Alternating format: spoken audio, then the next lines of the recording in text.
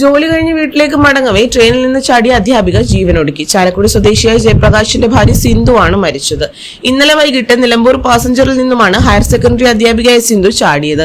ട്രെയിനിൽ നിന്നൊരു സ്ത്രീ റെയിൽവേ പാലം എത്തിയപ്പോൾ ബാഗുമായി ചാടിയതായി 2 യുവാക്കൾ പോലീസിൽ വിവരം അറിയിച്ചു. ചാടുന്നതിനിടെ റെയിൽവേ പാലത്തിന്റെ കൈവരിയിൽ ഇവർ ഇടിച്ചതായും യുവാക്കൾ വെളിപ്പെടുത്തി. ഇതിനിടെ സിന്ധു ടീച്ചർ സ്റ്റേഷനിൽ ഇറങ്ങിയിട്ടില്ലെന്ന് ഒപ്പമുണ്ടായിരുന്ന ടീച്ചറും വിവരം അറിയിച്ചു. തുടർന്ന് അഗ്നിരക്ഷാ സേനയുടെ സ്കൂബ ടീം 3 മണിക്കൂറോളം നടത്തിയ തിരച്ചിലിനിടയിലാണ് മൃതദേഹം കണ്ടെത്തിയത്. Kozhikode Feroke government higher secondary സ്കൂളിലെ സോഷ്യോളജി അധ്യാപികയായിരുന്നു സിന്ധു. കഴിഞ്ഞ സ്ഥലം മാറ്റത്തിനിടെയാണ് ചെറുതുരുത്തി ഗവൺമെന്റ് ഹയർ സെക്കൻഡറി സ്കൂളിലേക്ക് സ്ഥലമാറ്റം കിട്ടിയത്. 3 ദിവസം മുൻപ് മാത്രമാണ് ഇവർ ചെറുതുരുത്തിയിൽ ജോലിക്ക് പ്രവേശിച്ചത്. ഇവിടെ നിന്ന് മടങ്ങവെയായിരുന്നു ജീവനൊടുക്കിയത്. സാമ്പത്തിക ബാധ്യതയോ മറ്റു ബുദ്ധിമുട്ടുകളോ മാനസിക സമ്മർദ്ദമോ സിന്ധുവിന് ഉണ്ടായിരുന്നതായി അറിവില്ലെന്ന് ബന്ധുക്കളും കുടുംബാംഗങ്ങളും വെളിപ്പെടുത്തി. മൃതദേഹം പോസ്റ്റ്മോർട്ടത്തിന് ശേഷം ഇന്ന് ബന്ധുക്കൾക്ക് കൈമാറും.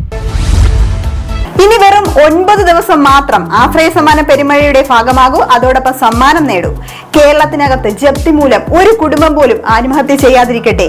ഒന്നുകൂടി പറയട്ടെ, വെറും 9 ദിവസം മാത്രം രണ്ടാമത്തെ നറുക്കെടുപ്പിന് വേഗമാകട്ടെ. നിങ്ങളുടെ കൂപ്പൺ ഉറപ്പിക്കൂ ആശ്രയ സമ്മാന പെരുമഴയിലൂടെ മാത്രം.